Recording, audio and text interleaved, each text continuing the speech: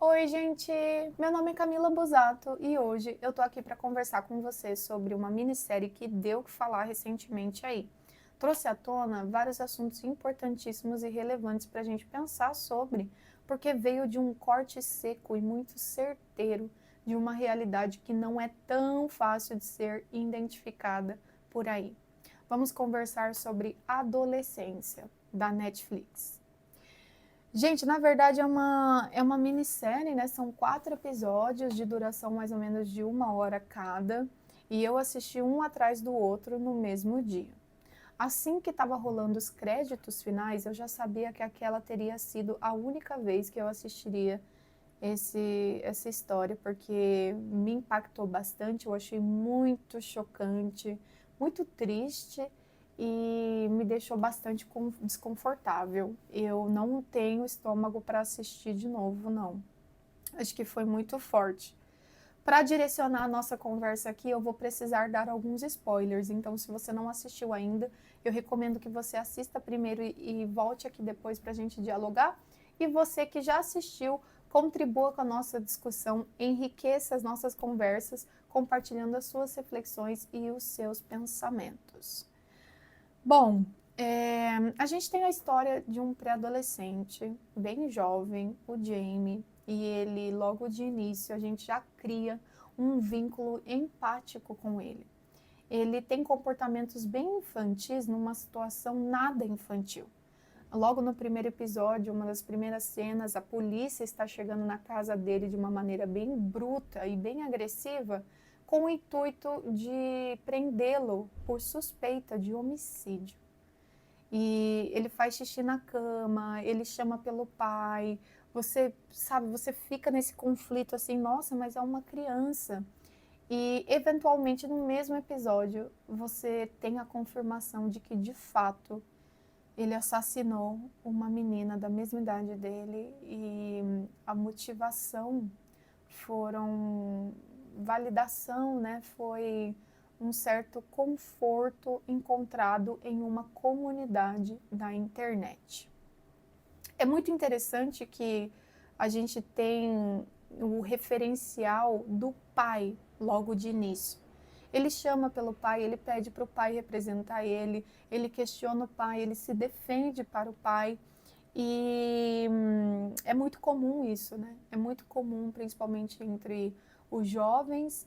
Eu já tive muito contato assim com crianças e adolescentes, porque eu já fui professora de inglês e eu vi isso acontecendo, né? Eu acho que o que eu concluía sempre, geralmente quando eu conhecia os meus alunos e eventualmente conhecia os pais, eu conseguia identificar por que os meus alunos se comportavam daquela forma, porque os pais eram daquele jeito, entende? Acho que as crianças são muito esponja e os adolescentes, eles buscam muita validação, porque eles estão desenvolvendo esse lugar no mundo, eles querem se expressar, eles têm o desejo de serem compreendidos, e se o referencial é negativo, isso pode levar de microviolências a macroviolências. Tem toda uma questão também, né, que a pessoa que está em desenvolvimento, e todos estamos, logo, quando é muito jovem, é difícil eles compreenderem a complexidade do mundo, né? O julgamento deles é muito a partir do mundinho deles. Então é difícil eles verem as coisas na integridade e se confortar a partir disso. Eu queria contar para vocês que eu fiquei refletindo muito, né? Porque eu tive influências negativas de comunidades negativas também. Quando eu era criança, eu não tive muita influência da internet em si na minha vida, porque o acesso era muito reduzido. A internet era discada e a gente não tinha como, né? Era muito difícil. Na adolescência, acho que depois ali dos meus 15 anos foi quando a gente teve computador em casa e eu acessava com mais frequência. E de início, o meu contato com um mundo externo diferente do que eu vivia foi algo muito sutil. Foi através de animes, de filmes, de séries que não passavam na televisão aberta. E daí eu assistia quando estava no computador. Eu quero contar para vocês sobre uma série em específico que foi uma influência um tanto ruim para mim. Não porque a série em si é ruim, é porque o meu senso de julgamento era a partir de uma revolta e um ódio às coisas que eu não compreendia. Eu era muito sozinha, eu não tinha muitos amigos, os garotos não olhavam para mim, eu tinha muita dificuldade de socializar, né, tímida e tal, e ainda de sobra eu lembro que eu tinha muita dificuldade com física, química, matérias de exatas. Então eu tinha muito ódio de mim mesma e muito ódio com o mundo externo. Eu culpava os meus pais, eu culpava os meus professores, culpava os garotos, as garotas, enfim. Era aquela petulância adolescente. E o que aconteceu? A série em si se chama Skins. E tinha uma personagem específico chamada F. Stone. Essa série, gente, para quem não conhece, e para quem conhece, deixa nos comentários aí, porque é complicado, viu? Complicado. Essa série é uma série britânica que, de uma forma muito explícita, mostra questões da adolescência, sabe? E muitos personagens acabaram caindo em maneiras tóxicas de cooperar com as mudanças hormonais, né? Com a passagem para a vida adulta, com traumas, né, a resposta a isso de uma maneira bem negativa e prejudicial. E no caso dessa personagem específica, F. Stone, eu me lembro muito dela porque eu queria muito ser ela. Só que ela não era uma pessoa legal. Por um lado, ela era uma pessoa assim, ela era uma garota que era muito bonita, toda estilosa, cheia de personalidade, que os garotos desejavam, que as garotas queriam ser amiga dela, e eu queria aquilo. Então eu idealizei aquilo, ignorando toda a parte ruim que tinha do espectro da existência dela.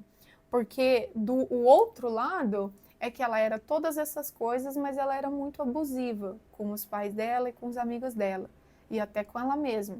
Ela era viciada em drogas, ela era viciada em bebida, ela tinha comportamentos, né, que claramente mostrava que ela tinha problemas ali referente à saúde mental e, assim, via de regra, não era um referencial positivo. Porque eu me lembro que daí eu comecei a... Eu lembro que era um site, assim, que a gente assistia as séries e tinha fóruns, né? E daí eu comecei a ler fóruns sobre essa série e eu encontrei outras pessoas que também viam essa personagem como algo positivo. Eu me apropriei daquilo e na época eu entendi que aquilo era bom, que eu e mais outras pessoas a gente tinha esse referencial e a gente queria ser como aquilo. O que trouxe isso de consequência, né? Obviamente, eu acabei, hoje eu dou graças a Deus, assim, né? Mas eu acredito que seja que foi muito pelo suporte da minha família, dos meus avós, né? Porque minha mãe e meu pai, eles foram muito presentes, principalmente nessa época. Eu acabei não caindo, assim, em modos de cooperar de maneiras muito prejudiciais, mas eu lembro que eu romantizei muito de tristeza, eu queria ficar naquela revolta, eu queria permanecer daquele jeito porque a F era daquele jeito. Aí eu pensava, se ela pode ser desse jeito, então eu também sou, e eu sou legal igual ela por ser daquele jeito. E hoje, né, gente, olhar para isso dá uma vergonha, dá um negócio assim, né? E quando eu assisti essa série adulta, eu vi todos os problemas e todos as violências ali que foram mostradas de maneira muito sutil. Que é como eu disse, o problema não é a coisa em si, o problema é a mente em desenvolvimento, né? A pessoa que está fragilizada e ela se apropria daquela forma de uma maneira muito, mas muito elevada à potência máxima, né? No caso do personagem Jamie, ele encontra conforto numa comunidade masculina. E o que eu gostaria de levantar aqui para vocês é que o problema não é a existência de uma comunidade masculina. E não é que as comunidades masculinas, elas incitam a violência ou que elas vão causar assassinatos, né, gente? Isso aí é um pensamento muito raso, né, que a gente tira a partir dessa realidade. A realidade é que esse tipo de comunidades são as únicas que acolhem homens, assim como existem para mulheres também. O que eu achei impactante, né, e o que a gente precisa refletir e com certeza mudar isso nos nossos tempos, né, é que o problema está em dizer que o valor do homem é construído e o valor da mulher é decidido. Eu vejo isso acontecer todos os dias. Eu sou uma pessoa que eu já recebi muito ódio de homens, assim, no geral, principalmente desses canais masculinos, porque eles tiram meu valor a partir de coisas muito pontuais. Eu vou dar só um exemplo aqui que eu fiquei, assim, não faz o menor sentido. Eu tenho essa tatuagem e eu já recebi muitos comentários, assim, de, não, você não vai conseguir coisas boas na sua vida, ou você não tem o mesmo valor que outras mulheres por você ter uma tatuagem. E, gente, isso não faz o menor sentido.